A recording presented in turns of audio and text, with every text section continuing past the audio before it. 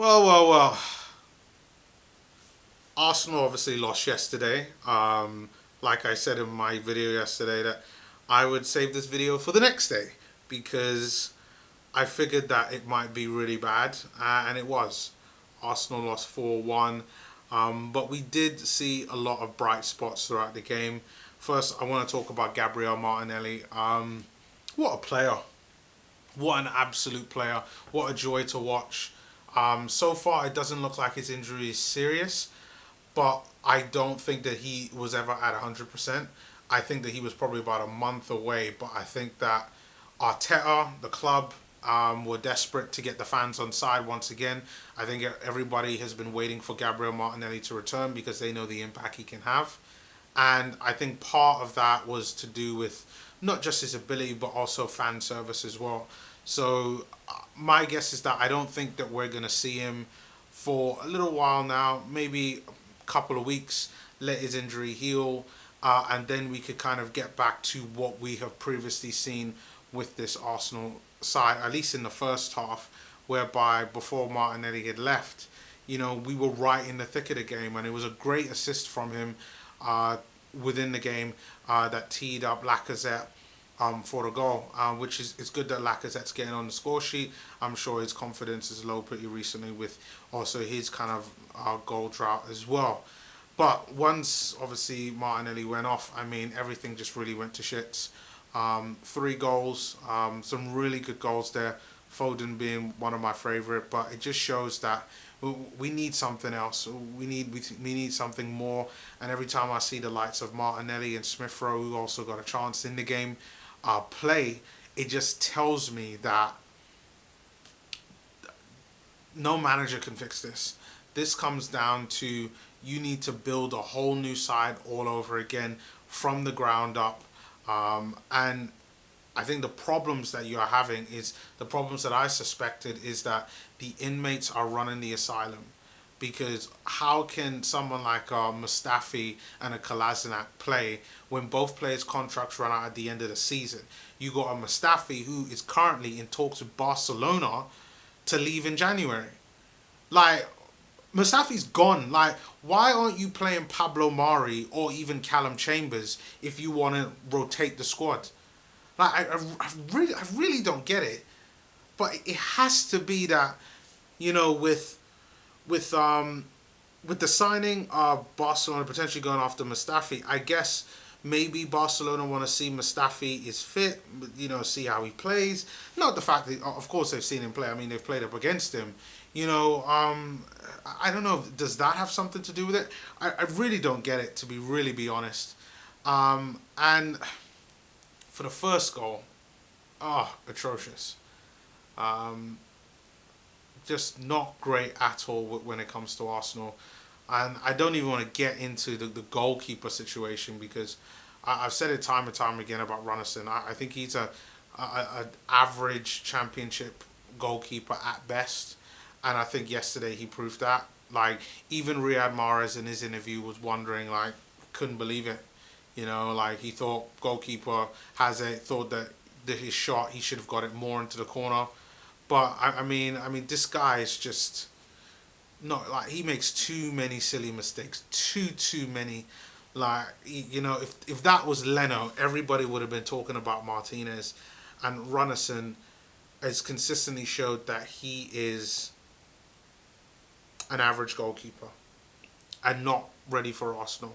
And I was shocked to find out how old he was as well. I mean, this guy is the same age as Bernd Leno, 25 years old. Like, it's just not good enough. Like, whoever warranted that signing, no.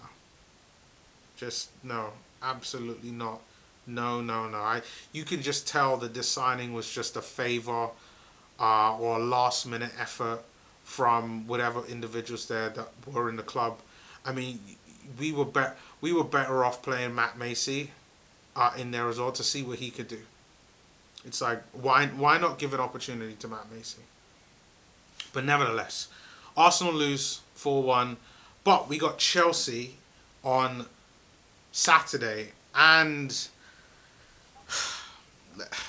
let's... Oh my God, we got Chelsea on Saturday. Chelsea are a side who right now, I believe, are in the top four. Let me just see what things are looking like right now in terms of the Premier League. So right now, Chelsea on Saturday, and we play them 5:30 p.m. on Sky Sports if you are in the UK. But Chelsea right now are fifth. They've got 25 points, goal difference of 15, so pretty good. Only lost 3 games so far. So, I mean, they've got top four form written all over them. Same thing actually goes with Spurs there in sixth. But with the game against Chelsea on Saturday, it's an important one. It's where Arsenal are at home against Chelsea. We know it's going to be the return of Olivier Giroud at Arsenal, one of I don't know if I'd call him an Arsenal legend, but a player that definitely deserved respect for his time at Arsenal. I felt that the performance that Olivier Giroud had been putting in with Arsenal over the years warranted him to be, well liked. His Arsenal's problem was never Giroud, but more so we only had Giroud. But our defense is gonna be going up against a Giroud who is in pretty decent form over the past couple of months. They've got great signings, the likes of Timo Werner there. I know Kai Havertz hasn't been the greatest signing for them, but the David Luiz replacement, Thiago Silva, has been very good for them. I think he's been one of the best centre-backs in the league next to Gabriel, if I might believe so. The two Brazilians definitely dominating defensively. And again, like Man City, we all know it's going to be a difficult one. It really is. Like, I want to say it's going to be an Arsenal win, but I think the best that we can hope for is a draw. If we somehow manage to pull a win out of our arse, I mean, what a game it would be.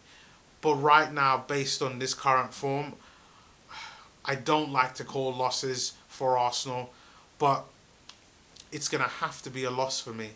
I just think that what the work Arsenal need to put in, I don't believe that there's going to be enough there to be able to do so, unless Arteta completely surprises me. But the starting 11 that I would put out is I would definitely not have Runnison in goal. So it's going to have to be Bernd Leno. It's going to have to be Maitland-Niles at right back. Gabriel, David Luiz. Tierney. In midfield, Ceballos, Emile Smith-Rowe, and I'm going to go with El Nene. And then up front will probably be Pepe,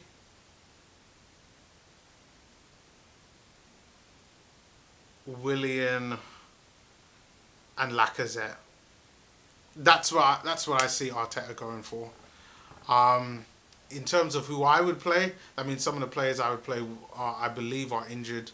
Reiss Nelson should definitely be in there, but I'm not sure whether. I'm still not sure whether he would actually play Reiss Nelson, because supposedly Reiss had a bit of a knock, at least according to Charles Watts. He's been fine with it now. He's back in training, but he doesn't even get a game, and it's a crime shame.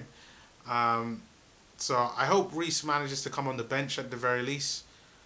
I hope that the likes of Nketiah, I hope Balogun manages to get on the bench. My understanding is that Aubameyang is still injured, still going to be out for another week and a half or so. So that's it kind of for me. It doesn't look good. It really doesn't look good in this Chelsea game. I mean, they do have deficiencies, but not as much as Arsenal. I think that they're probably a little deficient up front. But if they can get Timo Werner really ticking, I think that we are going to struggle. So for now, for me, I'm going to go with I'm going to go with a 2-1 victory for Chelsea. I just don't think that right now, I don't think Arsenal have enough to be able to stop Chelsea at the moment. But that's my thoughts. Leave your comments below on what you think about the game. Do you think we're going to pull off a win? Maybe a draw, which is, I think, the best that what we can do. And when I say a draw, I mean like maybe 1-1.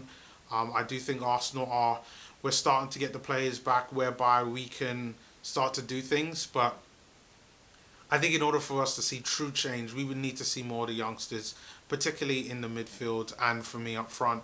So the likes of like a Willock, Smith Rowe, and like a Ceballos in the midfield in like a 4-3-3. And then you'll probably have like a Saka playing out on the left. For me, a Reece Nelson on the right, and then maybe a Lacazette up top. That's probably the route that I personally would go. But again, I'm not the manager. He's got to find a way. So hopefully he finally does. But until then, I will see you all on Saturday evening after the Chelsea game for me to give my thoughts. But until then, see you all in my next video, which should be somewhere around here, or check below on some of the other content that I have. But until then, I'll see you next time. Peace.